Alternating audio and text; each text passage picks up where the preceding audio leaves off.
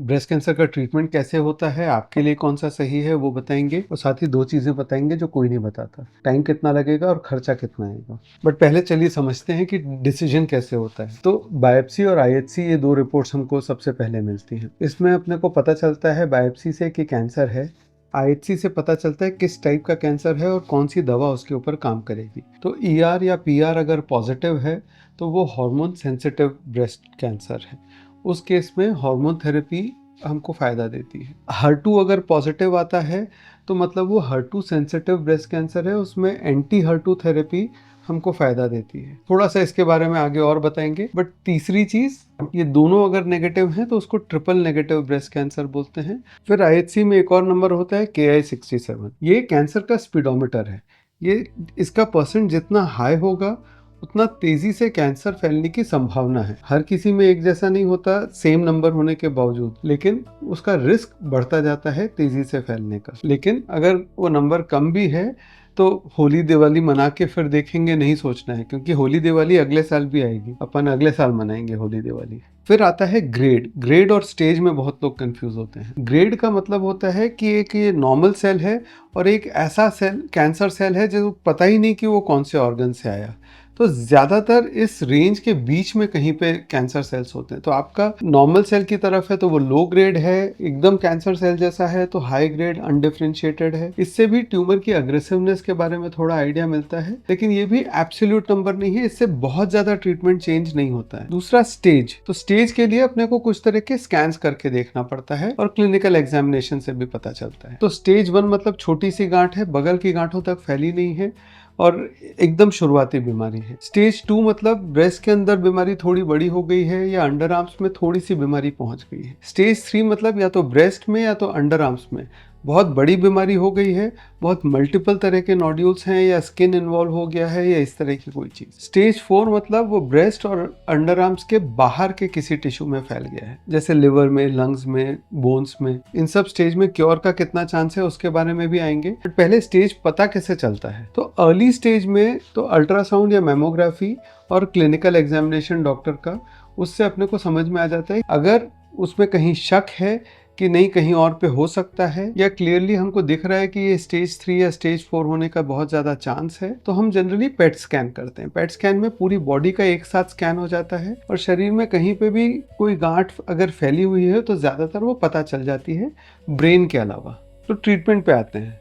ज़्यादातर जो कैंसर को हमको क्योर करना रहता है तो सर्जरी की ज़रूरत पड़ती है। आज से 15-20 साल पहले तक इंडिया में ज़्यादातर लोग पूरा ब्रेस्ट ही निकाल दिया करते थे, भले ही छोटी सी बीमारी हो। अब पिछले 2 साल के मेरे पेशेंट्स का मैंने डेटा चेक किया तो 80 to 90% पेशेंट्स में सिर्फ गांठ निकाल के हमने ट्रीटमेंट किया है और ट्रीटमेंट के रिजल्ट्स उतने ही अच्छे हैं। वो ऐसा इसलिए है क्योंकि ब्रेस्ट कैंसर के केस में बीमारी दोबारा अगर आती है तो सबसे डेंजरस वो तब होती है जब वो ब्रेस्ट और अंडर आर्म्स के बाहर में कहीं आए, और ज्यादातर जब खराब रिजल्ट्स आते हैं तो उस वजह से आते हैं। तो हम ब्रेस्ट की सर्जरी बड़ी से बड़ी करते जाए, उससे वो चीज़ प्रिवेंट नहीं होगी, और ब्रेस्ट के अंदर अगर बीमारी दोबारा आती भी है तो उसको सर्जरी करके ठीक किया जा सकता है। जैसा एक फेमस क्रिकेटर की वाइफ के साथ हुआ था 1-2 साल पहले।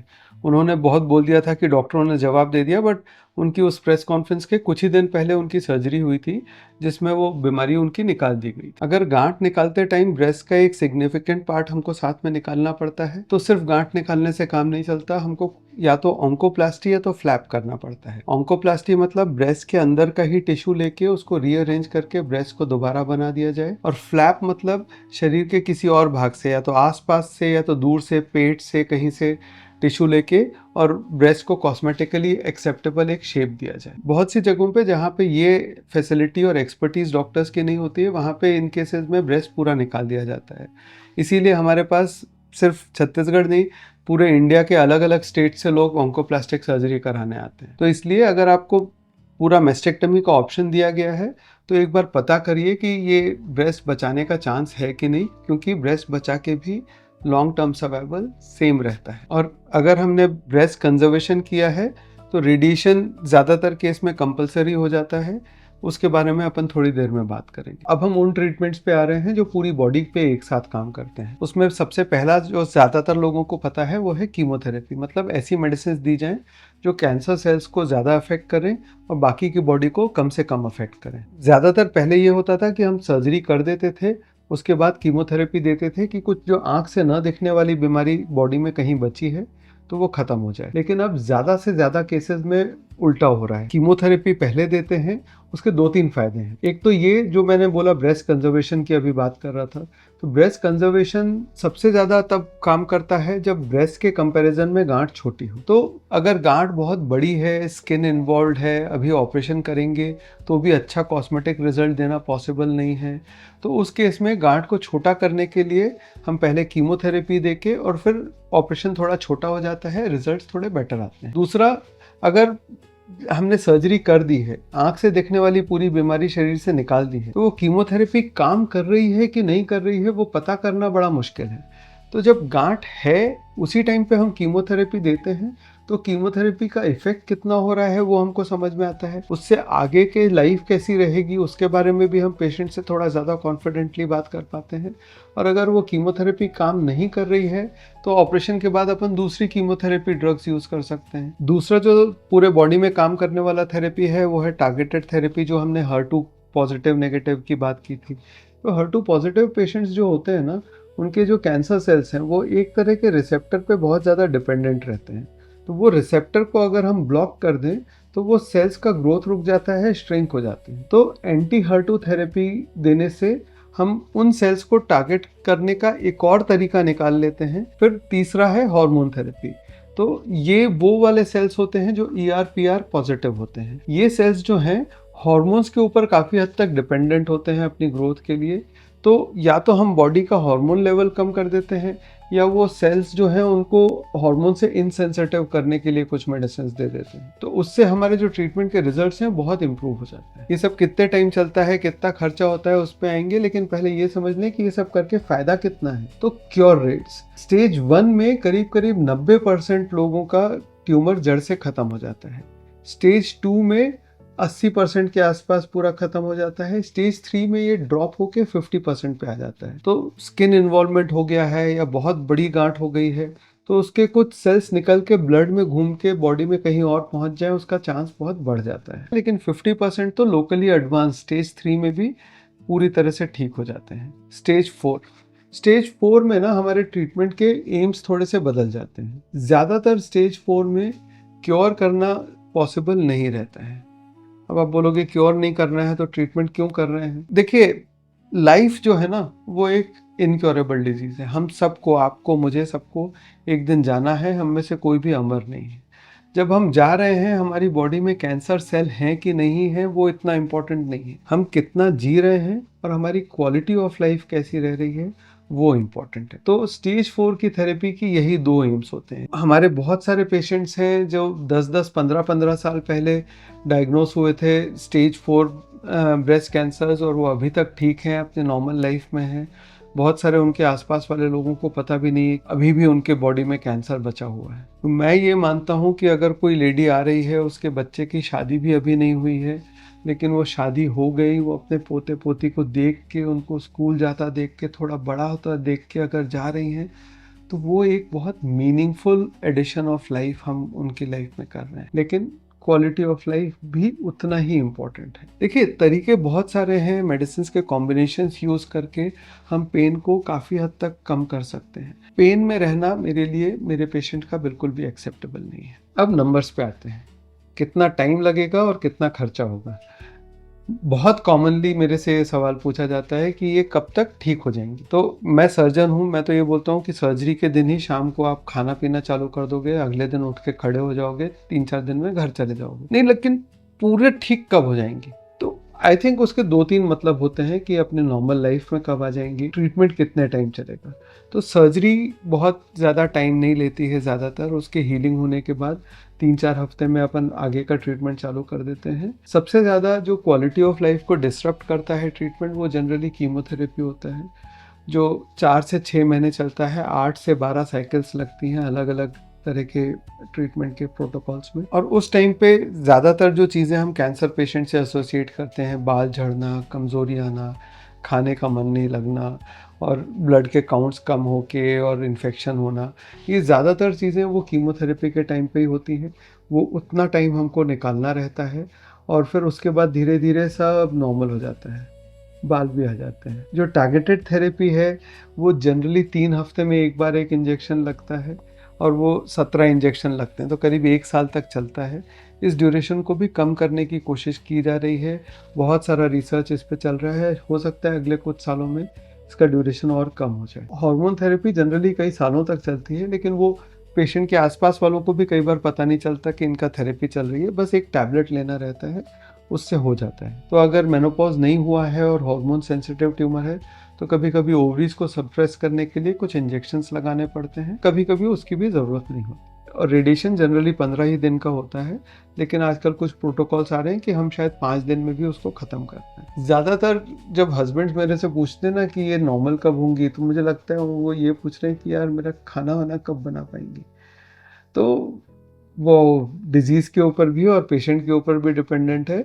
कुछ हफ्तों से लेके कुछ महीनों तक आपको खाना बनाना पड़ेगा, तो सीख लो, बहुत मज़ा आता है। मैं बता रहा हूँ, खाना बनाने में बहुत मज़ा आता है। ज़ोमैटो स्विगी से मंगवाना वो हेल्थ के लिए भी अच्छा नहीं है और पॉकेट के लिए भी अच्छा नहीं है। हाँ, पॉकेट से याद आया, खर्चा कितना होता है।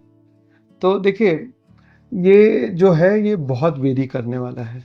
अगर आप एकदम गवर्नमेंट में या चैरिटेबल हॉस्पिटल्स में जा रहे हैं तो हो सकता है जो मैं बता रहा हूँ उसके 1/10 में भी हो जाए, और अगर आप 11 स्टार हॉस्पिटल में जा रहे हैं तो हो सकता है इससे कई गुना भी खर्चा लग जाए। लेकिन मैं आपको एक रफ फिगर्स बता रहा हूँ। तो सबसे पहले सर्जरी, मैस्टेक्टमी करना या ब्रेस्ट कंजर्वेटिव सर्जरी करना रायपुर जैसे शहर में एक अच्छे हॉस्पिटल में जहाँ पे मैं काम करता हूँ जनरली 70-80,000 में हो जाता है। लेकिन इसके साथ एक एस्ट्रिक्स लगा है कि अगर हम उसी टाइम पे उसको फ्लैप लगा के रिकंस्ट्रक्ट करना चाहते हैं। ये बोले ये क्या बोल रहे हैं? फ्लैप मतलब शरीर के किसी और भाग से टिश्यू लेके और वो जो गड्ढा हमने बनाया है अपने किए कराए पे हम पानी फेर दें और कॉस्मेटिकली अच्छा रिजल्ट सेम सेटिंग में एक ही सर्जरी में दे दें। तो अगर फ्लैप करना रहता है या ऑन्कोप्लास्टिक सर्जरी करनी रहती है तो वो सिंपल ऑन्कोप्लास्टिक सर्जरी का 15-20-25 हज़ार से लेके थोड़े मीडियम फ्लैप का 70-80 हज़ार से लेके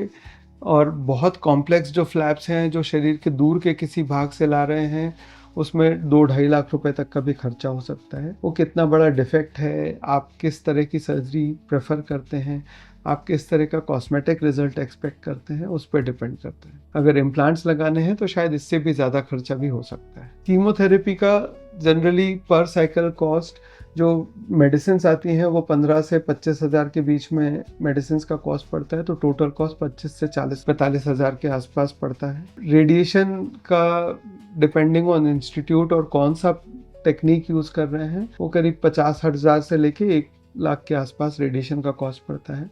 टारगेटेड थेरेपी जो ट्रास्टुज़ुमाब है, जब ये नया नया आया था, जब मैं भी यंग सर्जन हुआ करता था उस टाइम पे वो 1 लाख 1.25 लाख के आसपास एक इंजेक्शन पड़ता था। अभी वो करीब 15 से 20 हज़ार रुपये का एक इंजेक्शन आता है। और ऐसे ही जो भी मेडिसिन नई आती हैं वो लाखों में कॉस्ट होता है। धीरे धीरे वो कॉस्ट कम होता जाता है जैसे जैसे कंपटीशन भी बढ़ता है और जैसे जैसे उनका पेटेंट एक्सपायर होता है, क्योंकि कोई भी नया मेडिसिन निकालता है तो उनका रिसर्च का कॉस्ट निकालने के लिए उनको कुछ साल तक का पेटेंट होता है, तो उस टाइम पे वो मेडिसिन बहुत महंगी रहती है। लेकिन पेटेंटेड मेडिसिन का भी कॉस्ट कम करने का एक तरीका है, बताएंगे लास्ट में, ध्यान से सुनिएगा। हार्मोन थेरेपी जनरली उतनी महंगी नहीं होती है, वो कुछ 100 रुपये से लेके 1000 रुपये के आसपास तक का 1 महीने का टैबलेट्स का खर्चा होता है। इंजेक्शंस अगर साथ में लगाने पड़ते हैं तो वो इंजेक्शन कुछ 1000 रुपये के आते हैं, तो वो खर्चे को थोड़ा सा बढ़ा देते हैं। लास्ट में कुछ फ्रेंडली एडवाइस जो मैं एज अ फैमिली मेम्बर दे रहा हूँ। मैं अपने हर पेशेंट को वही एडवाइस देता हूँ जो उनकी जगह मेरे फैमिली की कोई होती तो जो एडवाइस मैं देता।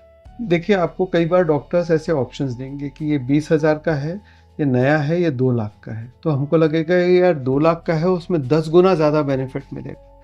जनरली ऐसा नहीं होता है। जनरली एक्स्ट्रा बेनिफिट 10% का या 12% का या 15% का होता है। अगर आप इंश्योरेंस से वो क्लेम कर सकते हैं या आपके पास इतना पैसा है बैंक में कि आप वो चेक फाड़ के दे दें और वो इंजेक्शन खरीद लें, तो आपको वो इंजेक्शन लेना ही चाहिए। लेकिन अगर उसके चक्कर में आपको कुछ बेचना पड़ रहा है या अपने बच्चों का फ्यूचर इनसिक्योर करना पड़ रहा है, तो आपको बहुत केयरफुली ये सोचना चाहिए और सेकंड ओपिनियन लेना चाहिए, क्योंकि ये मेडिकल साइंस है, इसमें अंदाजे से कुछ नहीं होता है। हम ज़्यादातर आपको बता सकते हैं कि अगर आपने ये थेरेपी ली तो आपका एक्सपेक्टेड मीडियन सर्वाइवल इतना है। दूसरा, बहुत महंगी दवाई लिखी है, वो तो आप उस रेट पे अफोर्ड नहीं कर सकते हैं, तो पीएपी के बारे में पता करिए, पेशेंट असिस्टेड प्रोग्राम्स होते हैं।